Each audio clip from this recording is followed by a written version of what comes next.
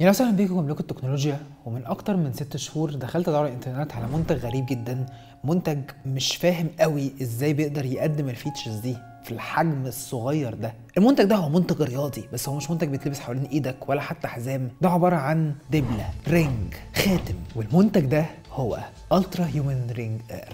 دي اسمها الالترا هيومن رينج اير، والمكان بتاعها ممكن ما يكونش مظبوط دلوقتي في الصباع ده في يوم 25/12، ولكن ان شاء الله لما الفيديو ده يكون نزل هيكون المكان ده هو المكان المظبوط، لان يا جماعه اوفيشلي هكون خطبت. في الالترا هيومن رينج اير بتاخد 4 سنسورز اساسيين. اول واحد هو الهارت ريت فاريابيليتي، مش بيقدر يقيس النبض في اللحظه الحاليه فعلا قد ايه كام، ولكن بيقدر يقيس لك خلال ال6 ساعات، الاسبوعين اللي فاتوا، ويعمل لك جرافس النبض بتاعك بيزيد ولا بيقل، وده بيعني حاجه صحيه كويسه بتحصل لك ولا في تدهور صحي انت هتعدي بيه. بيقدر يقيس البلاد اوكسجين، كميه الاكسجين في الدم، يقدر يقيس تمبريتشر الجسم، حراره الجلد بتاعك، واخيرا في سنسور اكسلرومتر يقدر يشوف الحركه بتاعتك ويعمل لك ما لا نهايه من حاجات الاكسرسايز اللي انا عايز اتكلم عليها. وخليني اقول لكم يا جماعه ان اللعب كله في الترا هيومن رينج اير هو لعب ابلكيشن سوفت وير محترمه جدا، والاربعه سنسورز دول بيأثروا معاك في 4 سيناريوز مختلفه.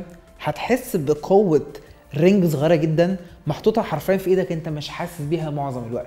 اول حاجه هي الموفمنتس، الحركه، بتقدر هي تقيس كميه الخطوات اللي انت مشيتها، وبتقدر تتعرف على نوع الاكسرسايز اللي انت بتعمله. هل انت دلوقتي مثلا بتجري، هل انت بتركب عجله، هل انت جوه حمام السباحه. هي ضد الميه وضد كل الحاجات اللي انت ممكن تتخيلها، وضد حتى التجريح.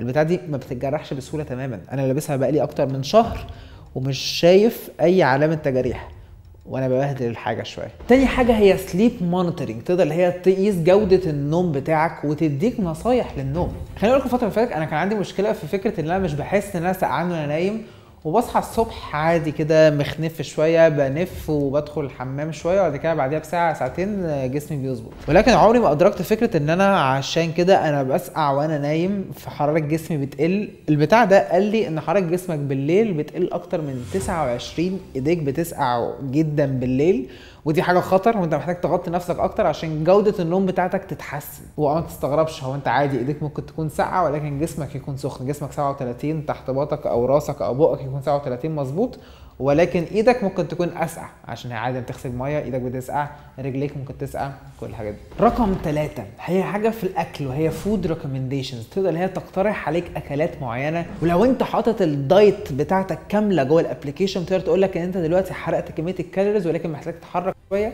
عشان الباقيين لسه ما اتحرقوش. ومش بس كده، كمان بتقترح عليك ورك اوت روتينز، لو انت ما حرقتش الكميه الكافيه بتقول لك انت لو عملت التمرينه المعينه هتقدر تحرق اللي فاضل لك من الاكل اللي انت اكلته النهارده. ورابع حاجه الالترا هيومن رينج اير، من بعيد كده تحس انها بتقدم سوفت وير شكله حلو جدا وبسيط، عباره عن 4 تابز 4 سكشنز، لكن لما تدخل في تفاصيله هتعرف ان هو من اكتر السوفت ويرز المعقده اللي فيها كميه تفاصيل جامده جدا. طبعا انتوا كلكم محتاجين تعرفوا اكتر عن السبيكس بتاعت الالترا هيومن، هي بتقعد كام ساعه، ايه الفيتشرز الزياده اللي بتقدمها كسوشيال ميديا، وايه الحاجات السوفت وير. فالموضوع ده كده محتاج حاجه على القاعد كده، وكفايه جرافيكس وكفايه تنطيط، ونروح لمكان اهدى شويه. سلام.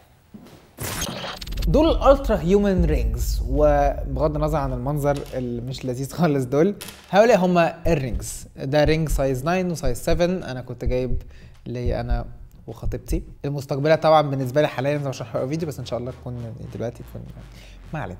انت بتتكلم عن وزن الرينج 2.8 جرامز، 2.8 جرام، وزن مش محسوس اصلا في ايدك. هو حجمه كبير على فكره، حجمه مش صغير، ولكن الحجم ده بيسمح لك انك تحط فيه بطاريه بتقعد من 4 ل 6 ايام. ودي حاجه انا لما كنت بستخدمها انا كنت حاسس ان انا اخر يوم بالليل هروح احطه في الشاحن بتاعه الغريب ده. لازم الشاحن يتحط كده بطريقه. يا جماعه احب اقول لكم حاجه، الرينج بيجي بالشاحن بتاعه بالمقاس بتاعه، ما ينفعش انت تحط الشاحن الرينج الكبيره في الشاحن الصغير، مش هيشحن، ولا تحط الصغيره في الكبيره عشان هي مش هيدخل. فدي حاجه بس تاخد بالك منها، لازم الاحجام وانت بتحطها تتشحن تكون تحط الرينج المظبوطه في الحجم المظبوط. وانت عامه لما تيجي تشتري، دي حاجه حلوه قوي، بيدي لك سايزنج كيت، يعني بيدي لك كل المقاسات في حاجات كده بلاستيكيه مش اي حاجه سمارت. وبعد ما بتقيس كل الحاجات وتتاكد ان انت عايز تحطه في الصباع ده، فبتعرف مقاسه كام بالظبط، وتقول لهم خلاص انا سايز 9 فور اكزامبل، فيبعت لك سايز 9، فانا قستهم وكان واحده سايز 9 واحده سايز 7. مش عارف ليه بنات ايدهم صغيره قوي كده، بس ما علينا.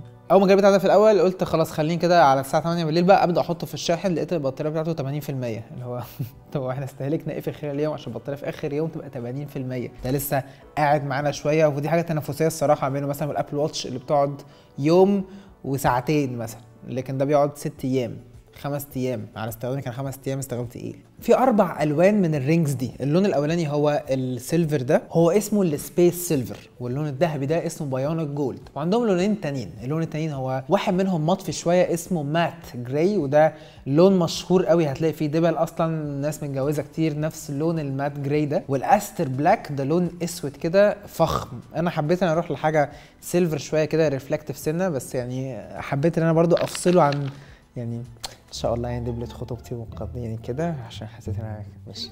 نكمل بقى الريفيو، احنا جايين نتكلم عن الريفيو النهارده.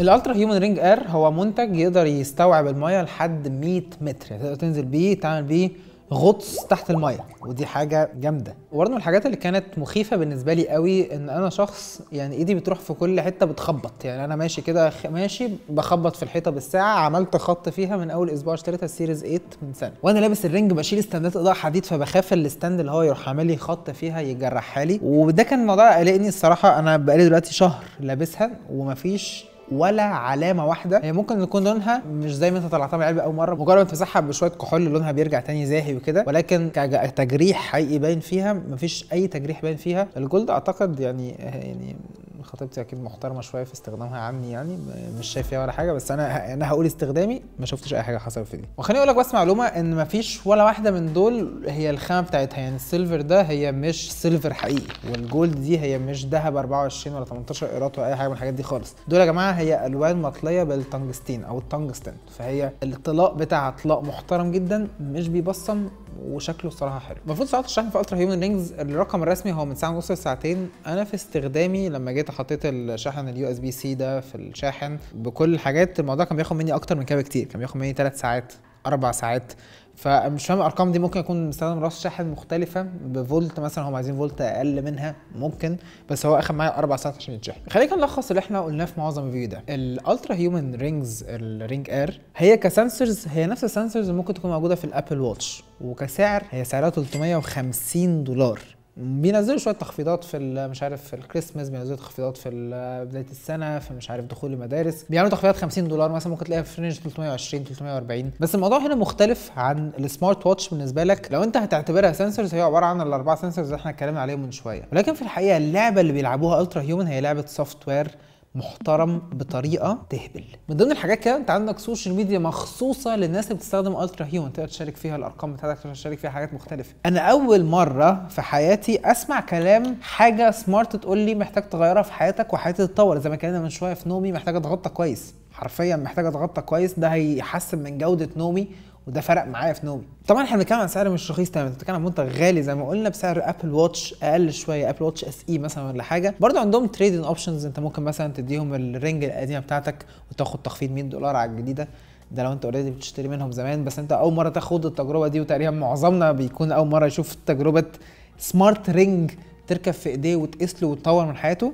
الصراحه بالنسبه لي هي روشه جدا جدا جدا. بصراحه انت عايز تمتلك فيتنس تراكر شكله روش، ممكن تكستمايز شكله، الالترا هيومن رينج اير ممتاز. لو انت مالكش فيتنس قوي، الالترا هيومن رينج اير مازال بيقدم لك حاجات حتى لو انت مش بتاع فيتنس. بس بالنسبه لي اهم نقطه انت محتاج تخلي بالك منها وانت بتشتري الرينج ده هو الشكل بتاعه. انت محتاج تاخد السايزنج كيت مظبوطه، ومحتاج تتاكد ان شكله في صباعك مش غريب، او شكله اللي هو انت متعود على ده لو انت قررت تجيبه فعلا. عشان دي نقطه انا بالنسبه لي بعد ما جبته حسيت اللي هو لا انا كنت عايز لون مط، طب انا كنت عايزها رفيعه شويه، انا كنت مش عارف عايز ايه. الحاجات دي طبعا مش عارف تغيرها بعدين، بس غير كده المنتج ده منتج ثوري وبيقدم فيتشرز الصراحه جامده جدا. شكرا عليك شفت الفيديو، اشوفكم في فيديو جاي.